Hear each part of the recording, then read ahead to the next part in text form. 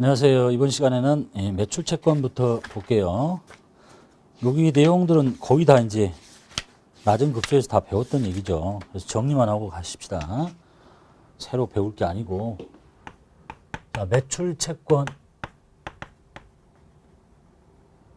자, 매출 채권이라는 얘기는 일반적인 상거래에서 발생한 채권인데 크게 보면 외상 매출금, 그리고 두 번째가 받으러움, 두 개를 묶어서 매출 채권이라고 보고를 하죠. 자, 일반적인 상거래라는 말 자주 나오는데 그 기업의 사업 목적을 위한 경상적 영업활동. 그러니까 뭐 하는 회사니? 가방을 만드는 회사가 가방을 파는 거. 경상적이라는 얘기는 늘 항상 이란 얘기고, 영업활동에서 발생하는 거래로 판매 기업이라면 상품 매출 거래, 제조 기업이라면 제품 매출 거래를 말합니다. 외상 매출금 이미 수없이 들었죠. 낮은 급수부터 시작해서. 일반적인 상거래에서 발생한 채권인데 상품이나 제품을 외상으로 판매하고 돈을 아직 받지 않았는데 언제까지는 받아야 돼요? 당좌 자산이니까 보고기간 종료일로부터 1년 이내에 회수할 수 있으면 외상 매출금. 반대가 뭐예요? 외상 매입금. 일반적인 상거래에서 발생한 채무. 그 다음에 받으러움. 일반적인 상거래에서 발생한 어음상의 권리. 반대는 지급어음. 어음상의 의무. 그리고 보고기간 종료일로부터 만기가 1년 이내에 도래해야 되겠죠. 혹시 시험에서 만기를 주지 않으면 다 단기라고 보시면 돼요. 원래 원칙적으로 다 어음 발행하면 뭐 만기가 언제다 이렇게 알려줘야 되는데 혹시 빠지고 나오면 만기가 1년이 넘치려면 아주 긴 거니까 장기가 되려면 자 여기서 팔았지요? 만기가 요 안에만 다 떨어지면 되잖아. 여기서부터 날짜 세니까 여기까지 와야 돼. 물건 팔고 1년 쉬었다가 이렇게 팔면 누가 물건 팔겠어요?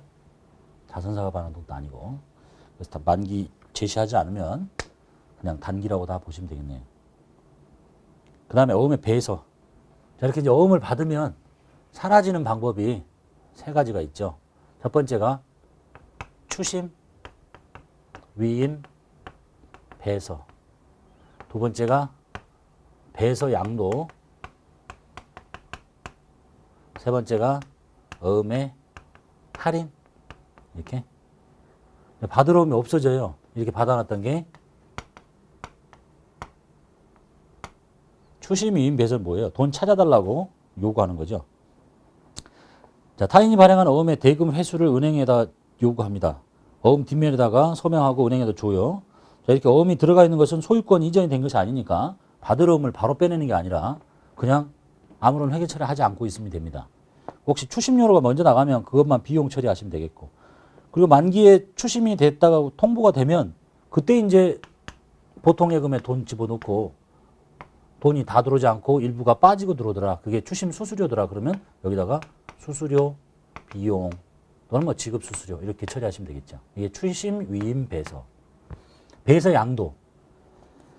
자, 어음 만기일 전에 어음의 권리를 남한테 떠넘겨요. 그러니까 배서 양도한 시점에 바로 받으러음을 없애버리고 권리가 나로부터 상대방으로 이제 넘어갔으니까 내가 무슨 뭐 외상대금을 갚아야 되는데 외상 매입금을 주는데 내가 직접 발행하면 지급어음이지만 내가 갖고 있는 걸 떠넘긴다. 배서 양도에서. 그러면 받으러음 빼내시고.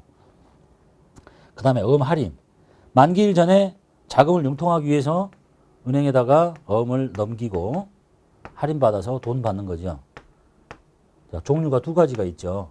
하나는 이걸 매각거래로 볼 거냐 차입거래로 볼 거냐. 매각했다는 얘기는 내다 판 걸로 보겠다. 매각거래로 보면 어음상의 권리가 없어지고 그거 때 발생하는 수수료는 매출채권 처분 손실 이렇게 처리하시고요. 그 다음에 이거를 차입거래로 보면 어음을 담보 잡히고 돈 꼬은 거니까 받을 어음을 바로 빼내는 게 아니라 그냥 통장에 돈 들어오고 할인료가 나갔다 그러면 이건 진짜로 이자 비용 처리하고 어음 담보 잡히고 돈을 땡겨서 쓰는 거니까 여기는 차입금이라고 하시면 되겠죠. 단기 차입금 이렇게. 그 얘기 다 들어봤던 얘기죠. 매각거래면 나로부터 권리가 넘어가는 거니까 받으러 오면 바로 빼고, 차입거래면 은행에 어음은 가 있지만 어음을 담보 잡히고 돈 꼬은 거니까 단기 차입금이라고 처리하시면 되겠고, 이건 시험에 거의 안 나오죠. 요것만 나오죠. 이렇게. 그리고 이제 이 할인료 계산하는 것이 이제 시험에 나오네요. 뭐 어음이 100만 원짜리다. 은행에서 적용한 할인율이 연 10%다.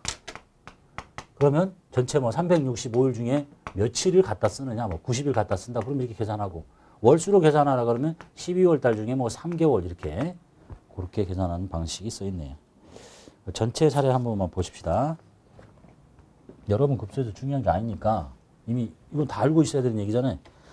자, 받으름 40만 원이 만기일에 추심돼서 추심료가 빠지고 통장에 들어옵니다. 추심돼서 들어왔으니까 이제 받으러오면 권리가 없겠죠. 없애고. 돈은 추심료가 빠지고 39만 원만 들어온대요. 이때 쓰는 이름은 수수료, 비용 또는 뭐 지급 수수료. 판매비와 관리비 쓰시면 돼요. 영업의 비용 쓰는 게 아니라 10,000원 이렇게. 그 다음에 외상매입금 60만 원을 결제하기 위해서 창제상의 발행에 약소금을 배세양도합니다. 자, 갖고 있던 받으름을 배세양도한대요. 금액은 60만 원, 40만 원짜리 약소금, 외상매입금 갚는데요. 60만 원 하나 배세양도하고 그 다음에 잔액은 현금으로 준대요. 20만 원. 이게 배세양도, 추심이인배서. 그 다음에 할인. 서울은행에서 할인한대요. 매각거래로 처리해라. 그럼 받으러오면 바로 빼시면 되죠. 받으러오면 50만 원짜리. 할인료 2만 원이 빠지고 당좌예금 계좌로 들어온대요. 당좌 48만 원 잡고 벌어지는 2만 원 할인료는 뭐라고요? 매출 채권 처분 손실. 이자 비용이 아니라. 그 다음에 매출 대금으로 받은 약소금을 할인료 빼고 차입거래로 처리하래. 시험에 나온 적 없는데 차입거래니까 받으러 빼내는 게 아니에요. 어음상의 권리 의무가 아직까지 나한테 있으니까 그냥 차입금. 기간이 짧으면 단기 차입금. 금액은 똑같은 문제네요. 똑같은 숫자. 돈은 당좌 예금에 들어오고 48만 원. 이때는 매출 채권 처분 손실을 쓰는 게 아니죠. 이자 비용 처리하십니다. 2만 원 이렇게. 볼 수 있는 사례 다 밑에 급수에서 이미 다 배웠던 얘기입니다. 그 다음에 외화 채권 채무 볼게요. 자, 국제 간의 거래가 활발해짐에 따라 외화 거래가 빈번하게 발생하는데 외화 거래가 뭐냐? 돈을 주고 받는 게 우리나라 돈이 아니라 외국 통화로 이루어지는 거래를 외화 거래라고 합니다. 근데 장부에 기록할 때는 달러로 적어 놓을 수는 없잖아. 예? 원화로 적어야 되니까 이렇게. 그래서 환가를 하는 절차가 필요하죠. 자, 일반적인 경우만 보면 다음과 같다. 자, 외화 거래가 발생하면 발생 시점에 환율로 환산하고 그 다음에 기말에는 외화 채권 채무가 있으면 보고기간 종료일 현재 환율로 환산해서 장부상에 표시된 금액을 바꾸고 외화 환산이익, 외화 환산 손실로 처리하고 그 다음에 거래가 종료되는 시점에 그때의 환율을 적용해서 외환 차익, 외환 차손 이렇게 처리하라라고 되어 있네요. 사례를 보면서 설명을 쭉 할게요. 자, 1년도 8월 1일 날 $10,000의 제품을 수출했습니다. 돈은 다음 연도 2월 10일 날 회수하기로 했네요. 자, 이제 거래가 발생했으니까 발생일 현재 환율을 쓰면 되죠. 자, 1년도 8월 1일 날 외국에다가 물건을 팔았죠. 제품 매출. 근데 이게 $10,000야. 이걸 이렇게 적을 수는 없잖아. 곱하기 뭘로 해요? 그날의 환율. 1,000원이래. 달러당 1,000원. 곱하면 1,000만 원이죠. 여기다가 1,000만 원 이렇게 쓰라는 얘기죠. 제품 매출 1,000만 원. 이게 뭐겠어요? 돈 나중에 받는 데잖아. 외상 매입금, 외상 매출금 1,000만 원. 내가 이제 회사마다 그냥 국내 외상 매출금은 외상 매출금 쓰고 외국에 이렇게 파는 것들은 뭐 외화 외상 매출금을 쓰고 싶다 그러면 외화 이렇게 쓰는 거예요. 근데 큰 틀은 외상 매출금인데 회사가 내부적으로 쪼개서 관리하고 싶으면 시험에서는 그냥 외상 매출금 쓸 수도 있고 외화 외상 매출금을 쓸 수도 있는 거니까 지문 잘 보시면 되겠고. 자, 이게 이제 외화 채권이 하나 생긴 거고요. 다음 9월 1일 날은 6개월 만기로 $10,000를 빌려와요. 통장에 들어옵니다. 보통 예금 통장에다가 $10,000 이렇게 적을 수는 없잖아. 곱하기 그날 현재 환율을 적어 1010원. 그러면 1010만 원이죠. 돈 빌려온 거잖아. 차입금, 단기 차입금, 그날 현재 환율 1010만 원. 자, 그래서 외화 채권 하나에 외화 채무 하나 이렇게 발생한 날 현재의 환율을 적용해서 장부에 기록하면 되겠다. 자, 그래가지고 이제 1년도 12월 31일이 됐네요. 계속 환율이 움직이죠. 매일 따라다니는 게 아니라 보고기간 종료일 현재 환율을 적용해서 장부상에 표시된 금액을 바꿉니다. 자, 달러가 1020원이 됐어요. 달러당 1020원. 자, 이게 지금 10,000달러죠.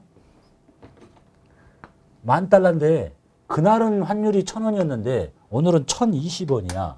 그러니까 오늘 당장 외상 매출금을 회수하면 1,020만 원이 된다는 얘기잖아요. 그래서 달러당 얼마씩 올리면 돼요? 1,000원이니까 20원, 10,000달러를 20원만 올리면 되겠네요. 그러면 외상 매출금이 20만 원 이렇게 늘어난다 이런 얘기네요. 원래 이날 현재 환율이 1,000원이었으니까 1,000원 곱하기 10,000원 이렇게 하면 되는데 이날 현재 환율은 10,000달러 곱하기 1,020원이잖아. 그러니까 여기가 1,020만 원이 잡혀 있어야 돼. 근데 이미 1,000 잡혀 있잖아. 그러니까 20만 원만 늘려주면 둘이 만나가지고 1,020만 원이 된다는 얘기 아니겠어요? 계산하는 방식은 뭐 10,000달러에 1,020원 한 1,020만 원에서 이걸 뺀 뭐 1,000 이렇게 해도 되고 뭐 이렇게 또 10,000달러 곱하기 1,020원 빼기 10,000달러 곱하기 1,000원 이렇게 해서 20만 원 이렇게 계산해도 되고 또는 더 쉽게 달러당 20원 튀었네. 20원 곱하기 10,000원 20만 원 이렇게.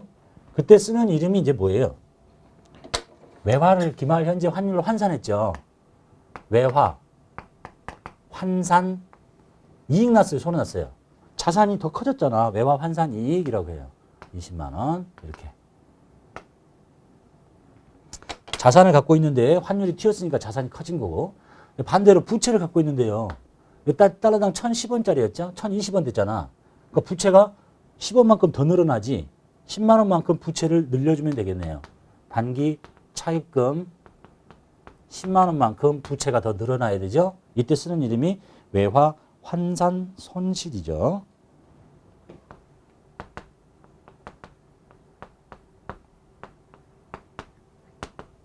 이렇게. 이거 따로따로 쓰는 거예요. 환산 이익, 환산 손실 서로 상계하고 10만 원 이렇게 하는 거 아니야? 외화 환산 손실. 기말 현재 환율로 환산해서 떨어진 손해. 그래서 단기 차입금은 지금 1,010 잡혀 있다가 10 더 있으니까 이날로 보면 1,020만 원짜리가 되는 거고 외상 매출금도 1,020만 원짜리가 되는 거고. 자, 그 다음에 이제 거래 종료에 대한 얘기죠. 다음 연도가 됐어요. 2년도 2월 10일 날 돈을 갚아요. 돈을 갚은 게 아니라 외상 매출금을 회수해서 통장에 돈이 들어옵니다. 그런데 그날 현재 환율은 1,030원이야. 자, 보통 예금에 돈이 들어옵니다. 달러는 10,000달러야. 근데 그때 환율은 1,030원이야. 그럼 얼마가 지키겠어요? 1,030만 원이 지키겠지.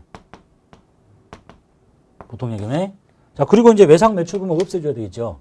자, 요렇게 시작했다가 이 두 개가 만나서 1,020에 잡혀 있는 거잖아요. 그래서 외상 매출금을 1,020만 원짜리를 제거합니다. 벌어진 차이. 1,020만 원 잡혀 있는데 돈이 1,030만 원이 되잖아. 벌어진 차이를 외환 차익이라고 합니다. 10만 원. 외환 차익. 환산은 기말에 하는 거니까 외화 환산이 얘는 외환 차익.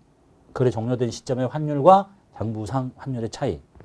그 다음에 3월 1일 날 이 차익금을 갚습니다. 단기 차익금 갚어. 얼마 잡혀 있어요?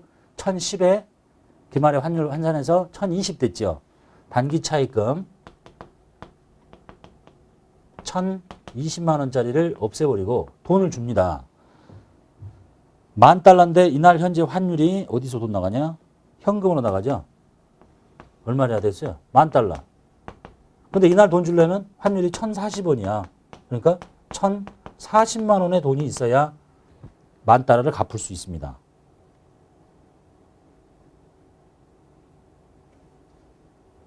맞지? 자, 이 벌어진 차이. 부채는 1,020 줄어들었는데 돈이 1,040 나가야 되니까 외환 차익. 차손이 생긴 거네요. 20만 원 이렇게 생길 수 있는 가장 기본적인 사례.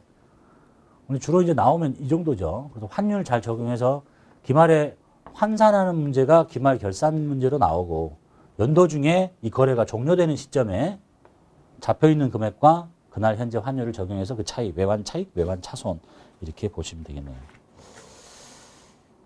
자, 그 다음에요. 여러분 이제 바로 연습 문제 실기 푸시고요. 그 다음에 나머지 잡다한 것들 이름 많이 다 들어봤던 거죠. 단기 대여금. 단기 대여금이 뭐야? 돈 빌려줬다. 현금 나가죠? 언제 갚기로 하고 빌려준 거예요? 보고기간 종료로부터 1년 이내에 받기로 하고 빌려주면 단기 대여금. 1년 이후에 받기로 하면 장기 대여금. 이렇게 갈아 끼우시면 되겠죠. 자, 회수기한이 보고기간 종료로부터 1년 이내에 도래하는 대여금을 말하고요. 기간이 길고 짧음에 따라서 장기 대여금, 단기 대여금 이렇게 쓰고 장기 대여금이면 투자자산으로 분류를 하고 그 다음에 금액이 중요할 경우에 차입자가 누구냐에 따라서 그냥 큰 이름은 단기 대여금인데 금액이 좀 크고 중요해. 이런 대여금은 별도의 이름을 쓰고 싶다. 그러면 뭐 그 주주나 임원이나 종업원한테 돈 빌려줘도 그냥 단기 대여금 써도 되고 그냥 별도로 주임종 단기 대여금 또는 뭐 주임종 단기 채권 이렇게 쓸 수도 있겠죠. 별도로 쓸 수도 있다. 그 다음에 뭐 관계회사 대여금 이렇게 만들어 쓸 수도 있다. 이건 거의 시험에 안 나오고 그냥 거래처에 돈 빌려주면 단기 대여금. 그런데 그 돈 빌려주는 상대방이 주주나 임원이나 종업원이면 요 이름 안 쓰고 시험에서는 주임종 단기 채권 또는 뭐 주임종 단기 대여금을 별도로 구분해서 쓰고 있습니다. 그 정도만 받으시면 되겠고. 그 다음에 미수수익 요거 기말 결산할 때 보는 거죠. 미수수익 성격이 뭐하고 똑같아요? 미수금 받지 못했다. 받지 못한 미수금의 성질을 갖는 자산 미수수익. 사례 한번 볼까요? 사례가 뭐가 있을까? 돈을 이렇게 빌려줬대요. 여기 7월 달부터 여기 6월 달까지. 이쪽에 6개월, 이쪽에 6개월. 그런데 돈을 빌려주고 이자를 이날 한꺼번에 다 받아요. 전체 발생한 이자가 12만 원이야. 그럼 이쪽에 발생한 것이 6만 원이잖아요. 그럼 10월 30일 날 회계 처리해야 되는 거죠. 10월 30일 날 발생한 만큼 이자를 잡읍시다. 이자 수익 6만 원 잡고 돈 받기로 한 날이 안 돼서 못 받는 거잖아요. 그 발생한 만큼 수익을 잡으래. 성격이 뭐야? 뭘 받을 게 있는데 못 받았잖아. 미수금의 성질을 갖는구나. 미수 수익 6만 원 이렇게. 그 다음에 미수금 봅시다. 미수금은 일반적인 상거래 이외에서 발생한 채권이죠. 일반적인 상거래에서 발생한 채권은 외상 매출금 또는 어음상의 권리인 받으러움인데 일반적인 상거래 이외에 발생한 채권, 그것이 그냥 채권이건 어음상의 채권이건 다 미수금을 씁니다. 즉 상품이나 제품이 아닌 차를 내다 팔거나 비품을 내다 파는 건 상거래가 아니죠. 거기서 발생한 채권, 그리고 보고기간 종료일로부터 1년 이내에 만기가 도래하는 거. 1년 이후에 도래하면 뭐라고 그러세요? 장기 미수금 이렇게 해야지. 외상 매출금도 마찬가지고 1년 이후에 도래하면 장기 외상 매출금, 장기 받으러움 이렇게. 근데 실수 많이 하신 게 그거잖아요. 여기서 팔 때 받으러움은 무슨 얘기를 해요? 진짜 질문 많이 하는 것 중에 하나죠. 받으러움. 내가 이렇게 가르쳤나 책에? 받으러움은 어음을 받으면 받으러움이라고 이렇게 설명했나요? 그렇게 설명한 사람 아무도 없어요. 어음을 받았는데 뭐 때문에 받았냐? 일반적인 상거래와 관련돼서 받았어요. 그러니까 받으러움이라고 하는 거야. 어음 받았다고 받으러움이라고 하는 게 아니라. 그런데 상거래가 아닌 거래에서 어음을 받을 수도 있잖아. 그런데 왜 받으러움이야? 그게 미수금이지. 이해됐죠? 어음을 보고 받으러움이라고 하는 거 아니야. 상거래와 관련돼서 어음을 받아야 받으러움인 거야.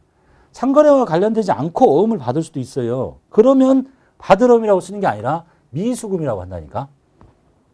이해됐죠? 그럼 꼭 시작하다가 잘하다가 뒤쯤에 가서 꼭 어음 받았네? 받으러움 이런 분이 많던데. 자, 그 다음에 선급금은 뭐예요? 돈 먼저 준 거잖아. 선급금. 반대는 선수금. 미수금의 반대가 뭐예요? 미지급금이지. 다 기억나셔야 되겠죠? 기간으로 따져서 반대는 장기고 반대쪽의 개념 상거래와 관련된 채권, 상거래 이후에서 발생한 채권, 상거래 이후에서 발생한 채무. 상거래에서 발생한 채무는 요거 매출 채권이 매입 채무. 요 두 개를 묶어서 매입 채무라고 하잖아요. 매출 채권의 반대, 상거래 아닌 건 미지급금. 선급금의 반대 선수금. 자, 상품, 원재료 등의 매입이나 외주 가공을 위해서 먼저 준 돈. 이는 상품이나 원재료 등의 재고 자산의 확실한 구입을 위해서 선지급하거나 제품 및 부분품의 외주 가공을 위해서 선지급한 계약금 정차 뭐가 돌아올 거냐면 재고 자산이 돌아옵니다. 자, 우리 시험에서는 이걸 구분을 지어야 되는데 구분을 안 짓고 있어요.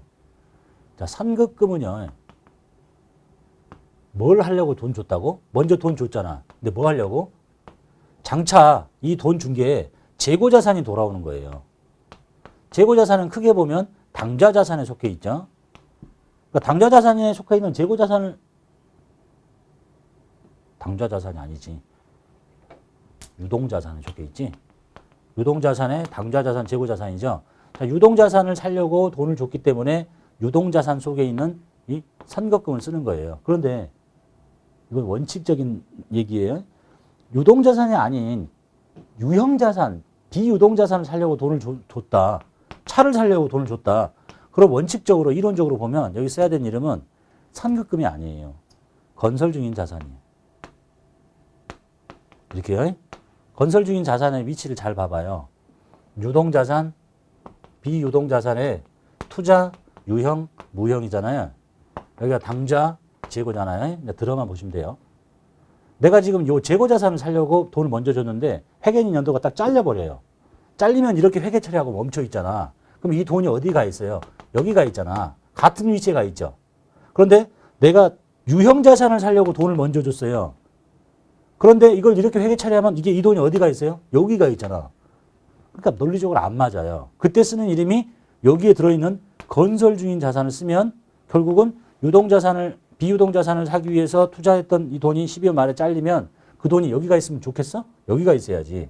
그래서 원칙적으로는 차량을 사기 위해서 그다음에 뭐 비품을 사기 위해서 돈을 먼저 계약금을 주면 선급금을 쓰면 안 되는데 우리 시험에서는 선급금을 써요. 예? 그냥 쓰세요, 여러분도. 왜 그러냐면 이건 이제 결론은 원칙은 그렇지만 결국은 이거거든요. 보고기간 종료일 현재 지금 저게 이 거래가 걸릴 거냐 말 거냐의 차이예요. 근데 보통 실무상 관행이죠, 이제. 차를 사는데 뭐 2년 있다가 차가 뭐 2년간 돈을 나눠서 줘가지고 차가 만들어져도 온다 그러면 항상 걸릴 거니까 건설 중인 자산을 써야 되겠지만 차 산다고 계약금 주면 바로 일주일 안에 돌아오잖아요. 기간이 얼마 안 되잖아. 금방 들어오잖아. 근데 뭐 어렵게 이런 이름을 쓰냐. 원칙은 이건데. 원칙은 이걸 써야 되는데 실무 관행상 그냥 선급금 써. 이렇게. 예? 그러고 있다. 그래서 이 이름은 언제만 쓰는 거예요? 자산을 취득하는데 기간이 좀 길었을 때. 예? 장기간에 건설공사를 한다거나 이럴 때만 쓰고 원칙에서 벗어난다는 얘기고 시험에서는 그냥 방금 내가 한 얘기 못 들었다. 이제 이런 질문을 하시기 때문에 그래요. 우리 대학 교수님이 이렇게 안 가르치던데요. 응? 그게 맞아요, 원칙은. 근데 시험은 그렇게 안 하고 있으니까. 그리고 방금 말씀드린 관행상 그렇게 하고 있더라. 왜냐하면 돈 주고 금방 들어오니까. 그냥 선급금 써라. 시험에서는 그렇게 합니다. 그 다음에 선급 비용이 있죠. 선급 비용이 자산이냐 부채냐. 비슷한 이름은 뭐야? 선급금. 돈 먼저 준 거잖아. 예? 자산이죠. 미리 지급된 비용 중에서 1년 이내에 비용으로 되는 거. 대표적인 게 뭐 보험료. 보험 혜택을 이렇게 받는다. 여기 뭐 6개월, 여기 6개월. 근데 보험료는 여기서 다 지불하잖아. 보험료 뭐 1년치 120만 원, 한 달에 10만 원씩인데 다 회계 처리했다. 그럼 이제 기말 결산 때 기간 손익을 분배해야 되죠. 자, 보험료는 다 모두 비용 처리했는데 보험 혜택을 이만큼 또 받잖아요. 뒤에서. 여기는 6개월밖에 안 받고. 그러니까 여기 현재 시점에 기간 미경과분 내년에 혜택받을 보험료를 취소시켜요. 그리고 보험회사한테 다시 돈 달라고 할 수 있어? 못 주지, 안 주지. 먼저 줬잖아, 돈을. 선급금의 성기를 갖는 건요. 선급 비용이라고 처리한다는 거. 그 다음에 가지급금. 가지급금. 가지급금의 뜻이 뭐야? 현금 등의 지출은 있었는데 돈 나갔어. 그런데 계정 과목과 금액을 아직 모르겠다. 지금 당장. 그러면 현금하고 가지급금 처리해. 그리고 나서 그것의 원인이 밝혀지면 가지급금 빼고 해당 비용으로 갈아 끼우는 거. 반대가 뭐죠? 가수금. 이렇게. 이건 이제 회계학상의 이름이고, 이 세법에서는 이 가지급금이 굉장히 중요해요. 그래서 실무상은 언제 많이 쓰냐면, 대표이사가 개인적으로 돈을 가져간다. 사장님이 돈 달래. 현금. 예? 가지급금. 이렇게. 자, 법인 회사가 자기가 대주주라고 해서 회사 돈 마음대로 가져가면 안 돼요. 이때 가지급금으로 처리하고요. 세법에서는 이런 것들을 날짜를 계산합니다. 이제부터. 돈 가져간 날짜가 2월 1일이냐? 언제 갚았냐? 12월 31일까지 안 갚고 계속 갖고 있냐? 가져갔냐? 안 갖고 오냐? 그러면 여기서부터 여기까지 날짜를 계산해요. 그래가지고 일정한 이자율을 곱해. 그래서 나온 이자, 이걸 보고 가지급금 인정이자라고 해요. 그래서 대표이사 보고 그 이자를 받아내야 돼. 그때 쓰는 이름이 가지급금이에요. 응? 그러니까 명칭 여하에 불구하고 업무와 관련 없이 회사 돈을 빌려가는 거. 응? 세법에서 정한 가지급금 인정이자를 계산해야 되는 게 가지급금. 그런데 이제 시험은 회계학을 다루기 때문에 가지급금이라는 이름을 이렇게 막 써버리거든요. 보통 어디 갈 때 써? 출장 갈 때 돈 가져가는 거 이런 걸 계산하는 대상이 아니에요. 근데 같은 계정 과목을 써봐. 그럼 이제 나중에 이 자료를 가지고 프로그램상 법인조정 서식을 이렇게 끌고 간단 말이에요. 근데 실무에서는 절대 출장할 때 이런 이름 안 써. 그래서 실무에서는 저런 이름을 전도금을 많이 씁니다. 요것이 아주 특수한 성격을 갖고 있기 때문에, 예? 회계학상은 현금의 지출은 있었으나 뭐 계정 과목과 금액을 확정할 수 없을 때 일시적으로 가지급금 이렇게 쓴다고 하지만 실무상은 절대 그렇게 안 쓰고 가지급금 인정이자 계산 대상이 되는 돈을 빌려줬을 때 마음대로 가져갔을 때 그때 가지급금 쓰고 이런 출장 갔을 때는 전도금이라는 이름을 씁니다. 이해되셨죠?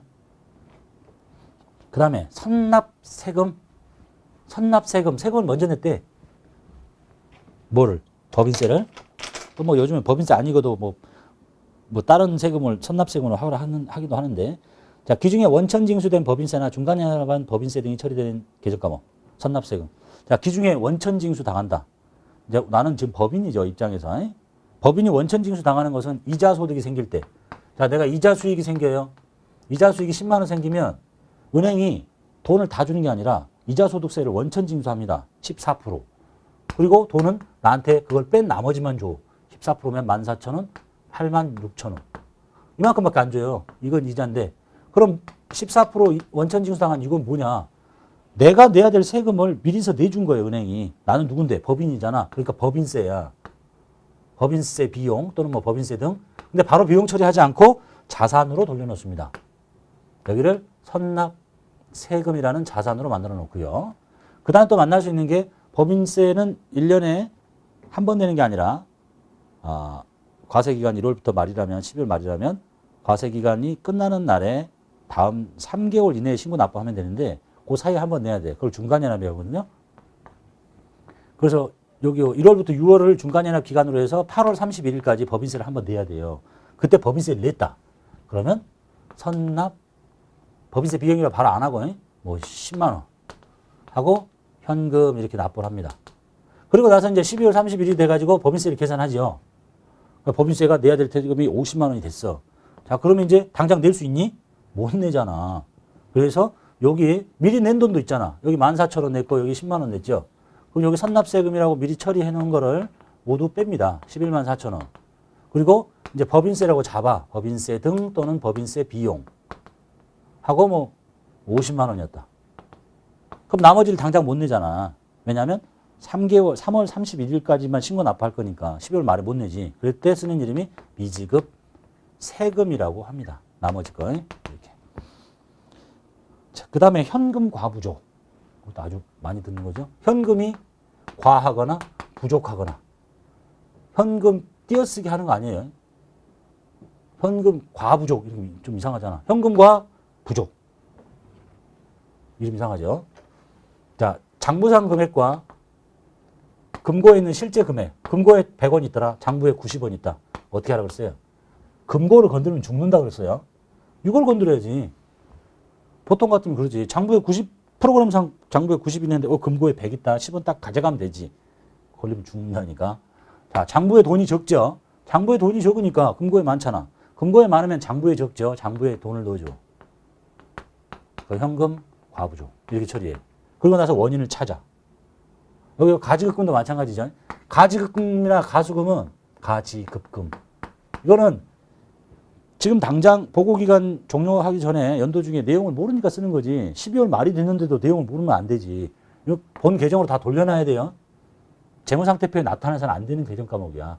아, 외부정부 이용자가 봤는데 가지급금 1억 이게 뭐냐? 내용을 알 수 없는 돈인데 이거 보고 하면 되겠어요? 원인을 찾아서 뭐 누가 돈 가져갔다든지 뭐 이렇게 찾아내야 되겠죠. 얘도 마찬가지지. 현금 과부적 그냥 쓰고 있으면 돼. 정리해야지 이제. 현금 과부적의 원인을 찾았으면 뭐 이유가 뭐냐? 뭐 생길 수 있는 게 뭐가 있을까? 그러니까 수익이 생겼다거나 이렇게. 또 이제 반대로 장부상의 돈이 110 있는데 110인데 금고의 돈이 100원밖에 없다. 그럼 장부가 너무 많잖아. 현금을 빼야지. 10원. 그리고 여기다 현금 과부적 10원. 그 원인을 찾아서 정리해야 되겠죠. 현금 과부적. 그 다음에 뭐 나머지 무슨 비용이 빠졌었더라. 이렇게 정리하는 문제. 그래서 매출채권부터 여기까지는 이미 다 그 밑에 급수에서 다 들었던 거니까 정리만 하시면 되겠고, 그리고 이제 여러분 급수에서 나왔던 문제 보면 여러분 급수나 바로 밑에 급수나 별 차이 없어요. 거의 비슷해. 그러니까 이름 정도만 아는 것이 다가 되겠죠. 이런 게 나오면 이제 쉽게 나온 거고, 네? 이해되시죠? 이걸 충분히 다 맞추셔야 되는 얘기예요. 여기까지 하고 마치도록 하겠습니다.